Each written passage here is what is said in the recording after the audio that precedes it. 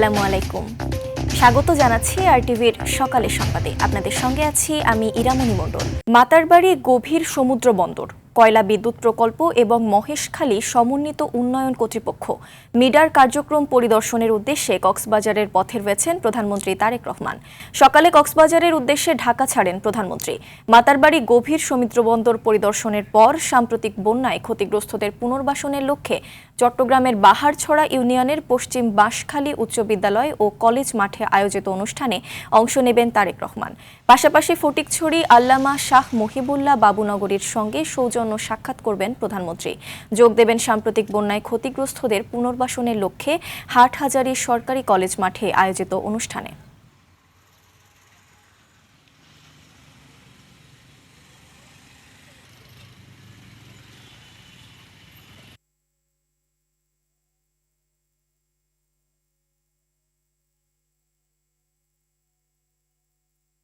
প্রধানমন্ত্রীর সফরসূচির বিষয়ে বিস্তারিত জানাতে চট্টগ্রাম থেকে সরাসরি যোগ দিচ্ছেন সহকর্মী সাইফুল মাহমুদ।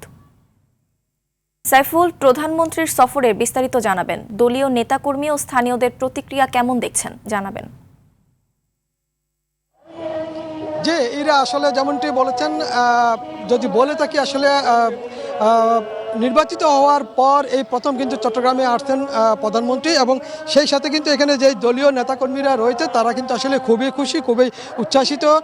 বিশেষ করে দীর্ঘদিন পর তারা কিন্তু আসলে প্রধানমন্ত্রীকে সামনাসামনি দেখতে পাবে, সেই জন্য তারা কিন্তু খুবই খুশি হয়েছেন। একটি যে কথা জানিয়ে রাখি সেটি হচ্ছে যে ঠিক এই মাঠে কিন্তু 1981 সালে শহীদ প্রেসিডেন্ট জিয়াউর রহমান এসেছিলেন। এরপরে 2006 সালে মাননীয় প্রধানমন্ত্রী খালেদা জিয়া এসেছিলেন, এবং দীর্ঘ 20 বছর পর ঠিক এই মাঠে কিন্তু তারেক জিয়া আসতেন। সেই বিষয়টিকে চিন্তা ভাবনা করেই কিন্তু আসলে এখানকার যারা স্থানীয় বাসিন্দা রয়েছেন এবং দলীয় নেতাকর্মী রয়েছেন তারা প্রত্যেকে কিন্তু খুবই খুশি, এবং তারা জানিয়েছেন আসলে দীর্ঘ 20 বছর পর তারা কিন্তু আবার প্রধানমন্ত্রীকে পাচ্ছেন, সেজন্য তারা কিন্তু খুবই খুশি।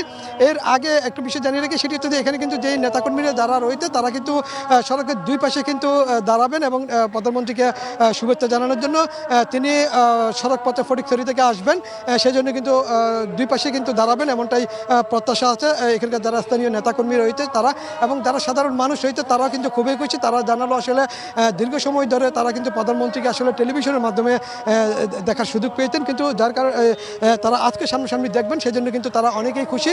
বিশেষ করে যারা সাধারণ জনগণ, মহিলা রয়েছে তারা কিন্তু খুবই খুশি। ধীরে ধীরে কিন্তু নেতাকর্মীরা আসতে শুরু করেছেন। ধারণা করা হচ্ছে আসলে দিন যতই গড়াবে ততই কিন্তু নেতাকর্মীদের অসংখ্য ভিড় এখানে বাড়বে, এমনটাই প্রত্যাশা করছেন।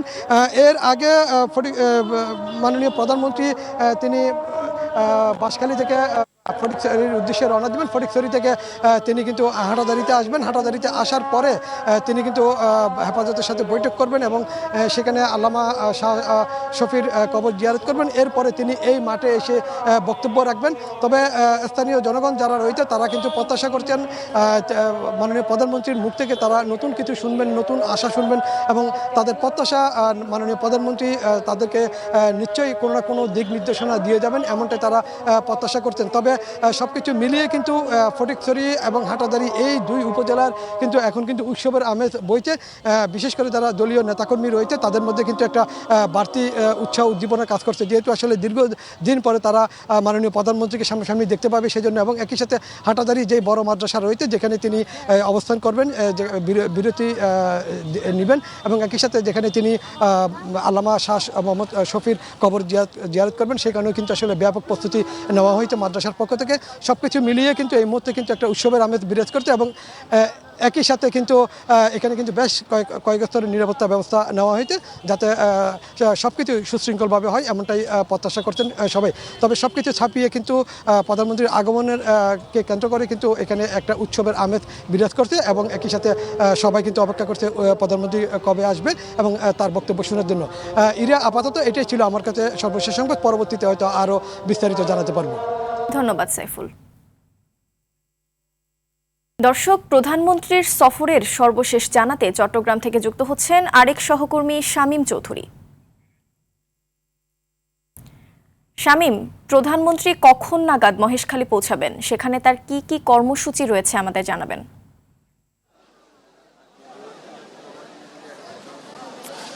এরা প্রধানমন্ত্রী তারেক রহমান এই মুহূর্তে মহেশখালীর পথে রয়েছেন। তিনি প্রথমে কক্সেস বাজার আসবেন এবং সেখান থেকে হেলিকপ্টার যোগে মহেশখালীতে যাবেন এবং সেখানে তিনি গভীর সমুদ্র বন্দর মহেশখালী উন্নয়ন কর্মকাণ্ড তিনি পরিদর্শন করবেন। এর পরপরই তিনি কিন্তু আসবেন এই চট্টগ্রামের বাঁশখালীর বাহারছড়া ইউনিয়নে, যেখানে 1981 সালে তার পিতা শহীদ রাষ্ট্রপতি জিয়াউর রহমান এখানে এসেছিলেন এই গ্রামীণ জনপদের কৃষি এবং সেচ ব্যবস্থার উন্নয়ন প্রকল্প পরিদর্শন করার জন্য। আপনি দেখতেই পাচ্ছেন এখানে সকাল থেকেই প্রচুর মানুষ, এখানকার স্থানীয় যারা রয়েছেন তারা এসে এখানে উপস্থিত হয়েছেন। প্রধানমন্ত্রী তারেক রহমান প্রথমে মহেশখালী যাবেন এবং মহেশখালী থেকে এখানে আসার কথা রয়েছে তার 12:30 নাগাদ, কিন্তু এখনকার মধ্যেই যে জায়গাটিতে প্রধানমন্ত্রী তারেক রহমান আসবেন তার চারপাশ কানায় কানায় পরিপূর্ণ হয়ে গেছে। আর এই অঞ্চলটা খুবই প্রত্যন্ত অঞ্চল, একদম বাংলাদেশের অন্যতম একটা প্রত্যন্ত অঞ্চল বলা যায়। আপনারা দেখছেন যে ঠিক সমুদ্র পাড়েই প্রধানমন্ত্রী তারেক রহমান আসবেন এবং এই সমুদ্র পাড়েই মঞ্চ তৈরি করা হয়েছে এবং এই মঞ্চেই প্রধানমন্ত্রী তারেক রহমান এখানে এই যে সাম্প্রতিক বন্যায় ক্ষতিগ্রস্তদের খোঁজ খবর নেবেন এবং পাশাপাশি তাদের মধ্যে ত্রাণ বিতরণ করবেন। সবচেয়ে গুরুত্বপূর্ণ যে বিষয়টি, এই বাহারছড়া ইউনিয়নে কিন্তু প্রায় এই সাম্প্রতিক বন্যায় 100টি পরিবার প্রায় গৃহহীন হয়ে গেছে। তো তাদের কাছে প্রধানমন্ত্রী তারেক রহমান নতুন ঘর তৈরি করা হয়েছে তাদের জন্য, সেই ঘরের চাবি হস্তান্তর করবেন। সে কারণে এখানকার এলাকাবাসী খুবই উচ্ছ্বসিত এবং আনন্দিত। পাশাপাশি যারা এখানে বিএনপির দলীয় নেতাকর্মী রয়েছে তারাও অনেক বেশি উচ্ছ্বসিত, কারণ নির্বাচনের পর, সরকার গঠনের পর প্রধানমন্ত্রী তারেক রহমান এই প্রথম চট্টগ্রামে আসছেন এবং চট্টগ্রামে শুরুতেই তিনি এই বাঁশখালীতে আসছেন। সেই কারণে এই ইউনিয়নের অর্থাৎ চট্টগ্রামের বাঁশখালী উপজেলার বাহারছড়া ইউনিয়নের মানুষের মধ্যে কিন্তু আনন্দ এবং উদ্বেগের কোনো কমতি দেখছি না, তাদের মধ্যে অনেক বেশি উচ্ছ্বাস এখানে বিরাজ করছে। এবং আরেকটি বিষয় নীরা আপনাকে জানানো দরকার, যখন আমরা চট্টগ্রাম থেকে এই বাঁশখালী হয়ে বাহারছড়া ইউনিয়নে আসছিলাম তখন কিন্তু পথিমধ্যে তেমন কোনো তোরণ দেখতে পাইনি, তেমন কোনো ব্যানার ফেস্টুন দেখতে পাইনি, যেটি প্রধানমন্ত্রী তারেক রহমান ইতিমধ্যেই নিষেধ করে দিয়েছেন, যাতে করে তার আগমনকে কেন্দ্র করে স্থানীয় নেতাকর্মী সহ যারা রয়েছেন তারা যাতে তার ছবি সংবলিত ব্যানার, পোস্টার এগুলো যাতে না রাখেন পথিমধ্যে রাস্তায়, সেই নির্দেশনা কিন্তু তারা মেনেছেন। তো প্রধানমন্ত্রী তারেক রহমান এখানে দুপুর 12:20 নাগাদ আসার কথা রয়েছে এবং এখান থেকে বন্যা দুর্গতদের মাঝে ত্রাণ বিতরণ এবং 100 জন গৃহহীনকে ঘরের চাবি হস্তান্তরের পাশাপাশি বন্যা দুর্গতদের মাঝে ত্রাণ বিতরণ করবেন। এরপরই তিনি এখান থেকে ফটিকছড়ি চলে যাবেন এবং ফটিকছড়ি থেকে তিনি চলে যাবেন হাটহাজারীতে, সেখানেও তিনি বন্যা দুর্গতদের মাঝে ত্রাণ বিতরণ করবেন এবং তাদের খোঁজ খবর নেবেন। তো এই ছিল আমার কাছে এখান থেকে সর্বশেষ। ধন্যবাদ আপনাকে। আসন্ন রাষ্ট্রপতি নির্বাচন সামনে রেখে 11 দলীয় ঐক্যের শীর্ষ নেতাদের গুরুত্বপূর্ণ বৈঠক আহ্বান করা হয়েছে। আজ বেলা 11:30টায় বিরোধী দলীয় নেতার মিন্টো রোডের সরকারি বাসভবনে এ বৈঠক অনুষ্ঠিত হবে। বৈঠকে রাষ্ট্রপতি নির্বাচনে অংশগ্রহণের বিষয়ে আলোচনা হবে। পাশাপাশি বিরোধী দলের পক্ষ থেকে সম্ভাব্য প্রার্থী মনোনয়ন নিয়েও আলোচনা ও সিদ্ধান্ত নেওয়ার কথা রয়েছে। বৈঠক থেকে এই নির্বাচনে অংশগ্রহণ ও প্রার্থী মনোনয়নের বিষয়ে চূড়ান্ত সিদ্ধান্ত আসতে পারে। 11 দলীয় ঐক্যের সমন্বয়ক ও জামায়াতে ইসলামের সহকারী secretary general doctor AHM Hamidur Rahman Azad এ তথ্য জানিয়েছেন।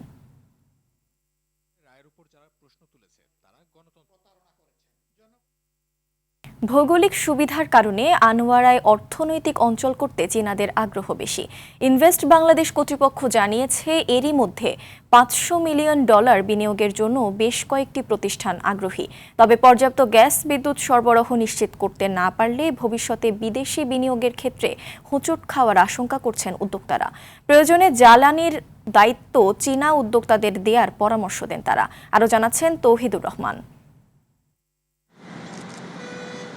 চট্টগ্রাম বন্দর, শাহ আমানত বিমানবন্দর, কোরিয়ান ইপিজেড সহ কাছাকাছি অবস্থানে কর্ণফুলী টানেল থাকায় চীনাদের কাছে বেশ আকর্ষণীয় আনোয়ারা চীনা অর্থনৈতিক অঞ্চল। তাই তো সরকারের শীর্ষ মন্ত্রীদের অংশগ্রহণে সম্প্রতি এই অর্থনৈতিক অঞ্চলের উদ্বোধন করা হয়। বিরা কর্তৃপক্ষ বলছে প্রায় 16,000 কোটি টাকা বিনিয়োগ আসতে পারে আনোয়ারা অর্থনৈতিক অঞ্চলে, যার মাধ্যমে 1 লাখেরও বেশি মানুষের কর্মসংস্থানের আশা করছে সংস্থাটি। এরই মধ্যে বেশ কিছু কোম্পানি আগ্রহ দেখিয়েছে বলে জানান বিরার মুখপাত্র। দেশীয় উদ্যোক্তারা বলছেন জ্বালানি সংকটে ধুঁকছে শিল্প প্রতিষ্ঠানগুলো। এমন সময়ে চীনা অর্থনৈতিক অঞ্চলে বিদ্যুৎ জ্বালানি সরবরাহ স্বাভাবিক রাখার বিষয়ে শঙ্কার কথা জানান বাংলাদেশ চায়না চেম্বার সভাপতি। সামগ্রিকভাবে ব্যবসা সহজ করার কথাও জানান উদ্যোক্তারা। এখানে বিনিয়োগকে নিরাপদ করা, এটাই হলো তাদের অন্তর্নিহিত বিনিয়োগকারী চাইনিজ বিনিয়োগকারীদের ভাবনার জায়গা। সেটাকে ঠিক করে দেন, দেখবেন ওই জাহাঙ্গীরনগরে যেরকম শীতকালে পাখি ঝাঁকে ঝাঁকে চলে আসে, বিনিয়োগকারীরাও বাংলাদেশে ঝাঁকে ঝাঁকে চলে আসবে। 80% নীল বন্ধ, আমার গ্যাস নেই, মাত্র 1.5 PSI আছে, পুরা মেশিন বন্ধ। তো এখন কি আপনি কোথায় থেকে দিবেন? আমাদের যে এই যে ওনাদের কমিটমেন্ট করা হলো, আপনি কি কমিটমেন্টটা রক্ষা করতে পারবেন? তো পলিসিগুলো একটু ঠিক করেন এবং সঠিক পলিসি করেন, যেই পলিসিতে আমাদের ইজ্জতটা বাঁচে। আমরা কথা বললে যেন বাংলাদেশের সুনাম নষ্ট না হয়। বিদ্যুৎ ও জ্বালানির দায়িত্ব বিনিয়োগকারীদের উপর ছেড়ে দেয়া কঠিন। সমস্যা সমাধানে সরকার কাজ করছে বলে জানান বিরার মুখপাত্র। চাইনিজ বিজনেসম্যানদের ইন্টারেস্টের কারণে আনোয়ারাতে already we are seeing a lot of interest. আমি যতদূর জানি এখন পর্যন্ত প্রায় 40 থেকে 50টি বিনিয়োগকারী অলরেডি ইন্টারেস্ট দেখিয়েছে আনোয়ারাতে জমি নেওয়ার জন্য। তো এই অলরেডি আমরা একটা বড় একটা ইন্টারেস্ট পেয়েছি, প্রায় অ্যারাউন্ড $500 মিলিয়ন মতো। এখন আমাদেরকে এটাকেই কনভার্ট করা হচ্ছে, আমাদের একটি বড় টার্গেট হবে। নির্বাচিত সরকারের উপর বিদেশি বিনিয়োগকারীদের আস্থা বাড়ছে বলেও জানান তিনি। আরও অনেক নতুন আমাদের ইন্টারেস্ট আসছে বিভিন্ন জায়গা থেকে। তৌহিদুর রহমান, RTV, ঢাকা। চলতি বছরের SSC ও সমমান পরীক্ষার ফল প্রকাশ হবে আগামীকাল সোমবার। এবারও মোবাইল ফোনে SMS এর মাধ্যমে এই ফল জানতে পারবেন শিক্ষার্থীরা। 16222 নম্বরের পাশাপাশি নতুন 16140 এই নম্বরটিতেও জানা যাবে ফলাফল। ঢাকা মাধ্যমিক ও উচ্চ মাধ্যমিক শিক্ষা বোর্ডের এক বিজ্ঞপ্তিতে এ তথ্য জানানো হয়েছে। সকাল 10টার পর থেকেই ওয়েবসাইট ও SMS এ শিক্ষার্থীরা ফল দেখতে পাবে। পাশাপাশি নিজ শিক্ষা প্রতিষ্ঠানেও দেয়া হবে এই রেজাল্ট। এবছর SSC ও সমমান পরীক্ষায় মোট 18,57,344 শিক্ষার্থীর মধ্যে সাধারণ 9টি শিক্ষা বোর্ডে 14,18,398 জন, মাদ্রাসা বোর্ডে দাখিলে 3,04,286 জন ও কারিগরি বোর্ডের অধীনে 1,34,660 জন পরীক্ষায় অংশ নেয়।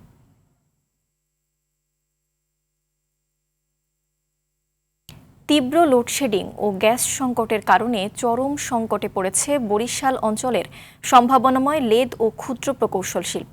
ঘণ্টার পর ঘণ্টা বিদ্যুৎ না থাকায় থমকে গেছে উৎপাদন আর লোকসানের মুখে পড়ে দিশেহারা কারিগর ও ব্যবসায়ীরা।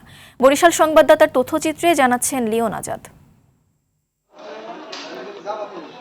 লঞ্চ, ট্রলার, কৃষিযন্ত্র থেকে শুরু করে বিভিন্ন শিল্প কারখানার যন্ত্রাংশ তৈরি ও মেরামতির জন্য পরিচিত বরিশালের বিউটি রোড। কিন্তু বিদ্যুৎ না থাকলে এখানকার একটি মেশিনও সচল রাখা সম্ভব হয় না। ফলে জমছে কাজের পাহাড়, নির্ধারিত সময়ে সরবরাহ করা যাচ্ছে না ক্রেতাদের অর্ডার। এতে দিন দিন কমছে আয়, বাড়ছে লোকসানের সংখ্যা। এই সংকটের প্রভাব সবচেয়ে বেশি পড়েছে দৈনিক মজুরিতে কাজ করা শ্রমিকদের ওপর। মেশিন বন্ধ থাকায় কমছে উপার্জনও। কাজের ব্যস্ততার বদলে কারখানায় অলস বসে থেকে অপেক্ষাতেই কাটছে তাদের দিনের বড় একটি অংশ। বেতন দেওয়া লাগে, এরকম কারণে লোডশেডিং যেতে আছে বিগত 3 মাস ধরে। যেদিন লোডশেডিং দেয় ঘন্টার পর ঘন্টা, আমাদের কাজের অনেক ক্ষতি হয়। ইদানিং ঘন ঘন বিদ্যুৎ যাচ্ছে দিনে রাতে সমানতালে। শুধু ল্যাদ শিল্পই নয়, এই ঘন ঘন বিদ্যুৎ বিভ্রাটের নেতিবাচক প্রভাব পড়েছে ছোট ছোট ওয়ার্কশপ এবং অন্যান্য উৎপাদনমুখী প্রতিষ্ঠানেও। আমরা শপিং মলগুলোতে গিয়েছি, লিফলেট বিতরণ করেছি, যারা অতিরিক্ত বিদ্যুৎটা ব্যবহার, প্রয়োজনের অতিরিক্ত বিদ্যুৎটা ব্যবহার না, তাতে বিদ্যুতের সাশ্রয় হবে।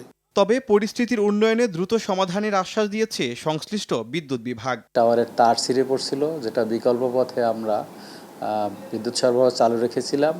সেক্ষেত্রেও আমাদের 30%-এর বেশি লোডশেডিং ওপারে হয়নি। তবে সেই টাওয়ারের বিকল্প টাওয়ার তৈরি করে ইতিমধ্যেই আমরা পূর্ণাঙ্গ রূপে গত পরশুদিন থেকে আংশিক এবং গতকালকে থেকে 100% বিদ্যুৎ দিতে সক্ষম হয়েছে। যে বিউটি রোড একসময় সিনেপ্রেমীদের পদচারণায় মুখর থাকত, আস্থা নিদারুণ অবহেলা আর বিদ্যুৎহীনতায় স্থবির। সংশ্লিষ্ট কর্তৃপক্ষ দ্রুত কার্যকর পদক্ষেপ নিয়ে নিরবচ্ছিন্ন বিদ্যুৎ সরবরাহ নিশ্চিত করবে, এমনটাই প্রত্যাশা ক্ষতিগ্রস্ত ব্যবসায়ী ও শ্রমিকদের। লিওন আজাদ, RTV। কুষ্টিয়ার দৌলতপুরে ২১৭টি সরকারি প্রাথমিক বিদ্যালয়ের মধ্যে ৭৬টিতেই প্রধান শিক্ষকের পদ শূন্য। সহকারী শিক্ষক দিয়েই কার্যক্রম চলছে বছরের পর বছর ধরে। এতে শ্রেণীকক্ষে নিয়মিত পাঠদানে ব্যাঘাত ঘটছে। ফলে উপজেলার হাজার হাজার কোমলমতি শিক্ষার্থী সঠিক ও মানসম্মত শিক্ষা থেকে বঞ্চিত হচ্ছে। দ্রুত সময়ের মধ্যে স্থায়ী প্রধান শিক্ষক নিয়োগের দাবি সংশ্লিষ্টদের। কুষ্টিয়ার দৌলতপুর সংবাদদাতা রিপোর্ট, জানাচ্ছেন আবরার মাহি। কুষ্টিয়ার দৌলতপুর উপজেলার ২১৭টি সরকারি প্রাথমিক বিদ্যালয়ের মধ্যে মাত্র ১২০টিতে রয়েছেন স্থায়ী প্রধান শিক্ষক। এছাড়া ২১টি বিদ্যালয় চলছে চলতি দায়িত্বে থাকা শিক্ষকদের দিয়ে। তবে সবচেয়ে উদ্বেগজনক চিত্র তৈরি হয়েছে বাকি ৭৬টি প্রাথমিক বিদ্যালয়, যেখানে দীর্ঘদিন ধরে প্রধান শিক্ষকের পদটি সম্পূর্ণ শূন্য রয়েছে।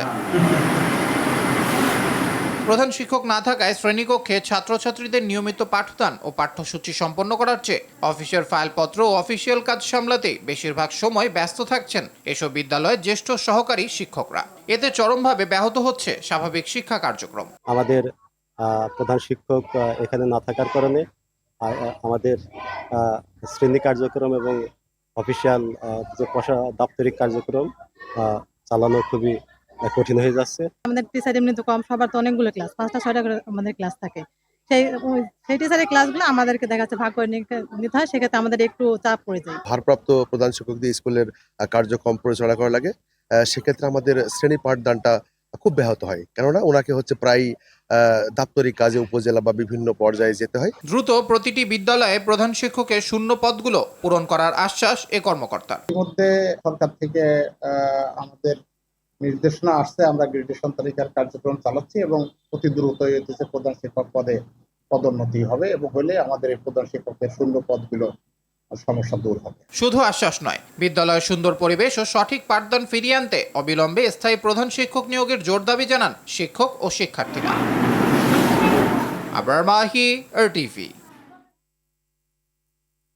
দেশের অর্থনীতির লাইফলাইন খ্যাত ঢাকা চট্টগ্রাম মহাসড়কের কুমিল্লা অংশ এখন চরম ঝুঁকিপূর্ণ। একটি গর্ত এড়িয়ে সামনে এগোতে মিলছে আরও অসংখ্য গর্ত। চলমান বর্ষণে খানাখন্দ ও জলাবদ্ধতার কারণে প্রতিদিন এই রুটে দীর্ঘ যানজট এবং দুর্ঘটনার আশঙ্কা তৈরি হচ্ছে। কুমিল্লা থেকে আবুল খাইরের তথ্যচিত্রে জানাচ্ছেন লিওন আজাদ। ঢাকা চট্টগ্রাম মহাসড়কের কুমিল্লা অংশের ১০৫ কিলোমিটার জুড়ে এখন খানাখন্দ আর ছোট বড় গর্তের ছড়াছড়ি। বর্তমান বর্ষায় এসব গর্ত থেকে পিচ পাথর উঠে গিয়ে তৈরি হয়েছে গভীর খানাখন্দ, যা যানবাহনের স্বাভাবিক গতিকে থামিয়ে দিচ্ছে। এর মধ্যে মহাসড়কের আমতলীর প্রায় ১ কিলোমিটার এলাকায় পরিস্থিতি সবচেয়ে মারাত্মক। সড়ক ও জনপথ বিভাগের পক্ষ থেকে কোথাও কোথাও বিটুমিন দিয়ে গর্ত ভরাটের চেষ্টা করা হলেও টানা বৃষ্টির কারণে তা টিকছে না। জোড়াতালি দেয়া অংশগুলো উঁচু নিচু হয়ে উল্টো নতুন ভোগান্তির কারণ হয়ে দাঁড়িয়েছে। যাত্রীরা ভোগান্তি, আমরা নিজেরা ভোগান্তি। আমরা প্রতি ঘন্টায় ঘন্টায় ট্রেনে বসে থাকতে হয় এই ভাঙা রাস্তার কারণে। রাস্তা ভাঙা যায় অথবা রাস্তাগুলো কাজ হয় না, রাস্তা কাজ করে। সরকারে আপনি দেখে না, কিন্তু সরকারের কোনো লক্ষ্যই নেই। তবে জনদুর্ভোগ কমাতে নিয়মিত বিভাগীয় সংস্কার কাজ চালিয়ে যাওয়ার কথা জানিয়েছেন সংশ্লিষ্ট কর্মকর্তা। যে রাস্তাতে যে প্রবলেমগুলো আছে, টুকটাক যেখানে অসুবিধা আছে, আমরা রেগুলার আসলে মেরামত করে যাচ্ছি। আমাদের যে স্থানীয় যে ব্যবস্থা আছে সেই ব্যবস্থা আমরা রেগুলার মেরামত করে যাচ্ছি। এ পথের লাখো যাত্রী ও চালকের অন্তহীন দুর্ভোগের অবসান ঘটাতে কেবল জোড়াতালি নয়, প্রয়োজন মহাসড়কটির স্থায়ী ও টেকসই সংস্কার, এমনটাই প্রত্যাশা সংশ্লিষ্টদের। লিওন আজাদ, RTV। সকালের সংবাদ এ পর্যন্তই। মধ্যাহ্নের সংবাদ দুপুর 12টায় দেখার আমন্ত্রণ রইল। ধন্যবাদ সবাইকে।